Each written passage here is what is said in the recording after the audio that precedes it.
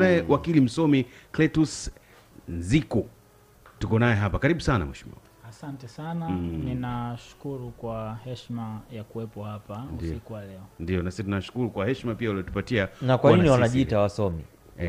Maana wengine hatukusoma. Unataka kuanzia huko? Mimi mwenyewe nina cheti changu, mimi sio msomi. Kifupi sana ni kwamba tunaitwa mawakili wasomi kwa sababu ya vitu viwili. Kitu cha kwanza, mchakato ambao tunapitia ili uweze kupokelewa na kukubaliwa kama wakili wa mahakama kuu.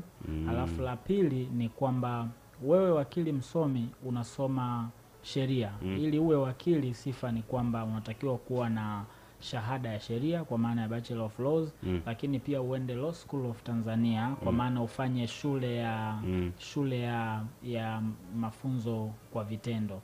Kwa hivyo ukiwa pale wewe unasoma sheria, lakini ukija kwenye practice huku uraiani, wewe mahakamani au kwenye career yako unaweza ukabishana na mtu yoyote anayekuja mbele yako. Kwa nini wabishi sheria? Daktari anakuja kutoa ushahidi kwenye profession yake. Wewe mwanasheria hujasoma Doctor of Medicine, lakini una uwezo wa kumout-smash. Anakuja engineer kutoa ushahidi mahakamani. Wewe mwanasheria hujasoma engineering, lakini una aju naye na unashinda. Anakuja mtaalamu sijui wa mabarabara huko, sijui anakuja physician. Kwa hiyo tunaitwa wasomi kwa maana unasoma tu sheria lakini una uwezo wa kukabiliana na mtu wa discipline tofauti. Kwa nini ni wabishi yani? Kama kitu ambacho umekianzisha leo. Kwa maana unakibisha kwa hoja sasa. Ni ubishi wenye hoja. Sawa. Nikwambie tu kwamba leo umetrend.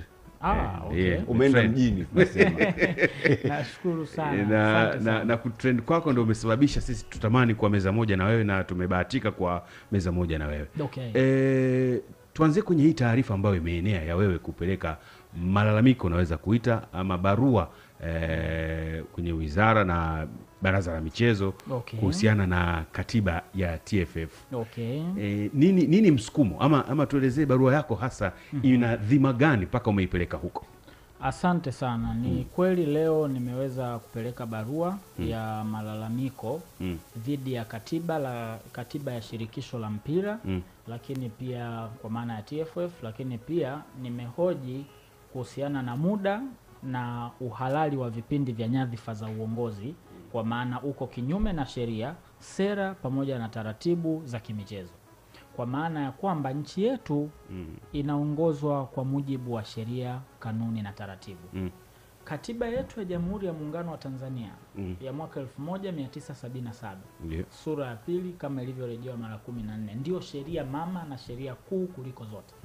Katiba ile inampa haki Mtanzania, mtu yoyote ambaye anaamini kuna haki imekiukwa au inakiukwa au inaendelea kukiukwa. Ukiacha katiba ya Jamhuri ya Muungano wa Tanzania, soka letu kwa maana ya mpira wa miguu unaongozwa pia kwa mujibu wa sheria, kanuni na taratibu.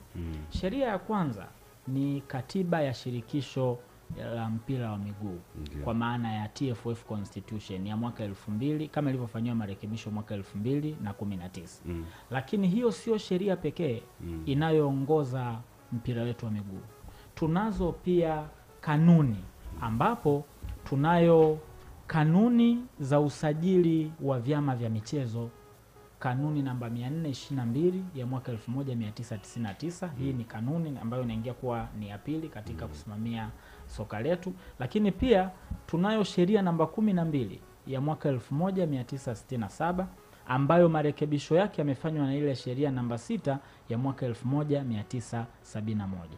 Na cha mwisho kabisa tunayo sera ya maendeleo ya michezo, sera ambayo ilitengenezwa na wizara ya wakati ule Habari, Utamaduni na Michezo mwaka 1995 kupitia hayati Profesa Philemon Sarungi.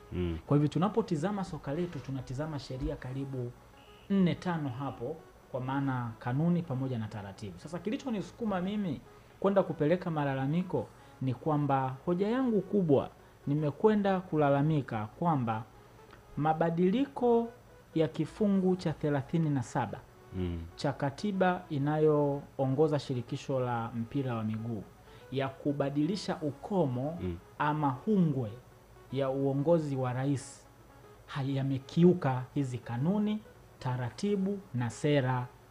Kwa hiyo hoja yangu kubwa mimi iko pale kwamba yale mabadiliko ya ile ibara ya kuongeza muda wa hungwe yamekiuka hizi sheria nyinginezo nilizozitaja hapa. Hungwe ukiwa unamaanisha kipindi cha uongozi. Exactly.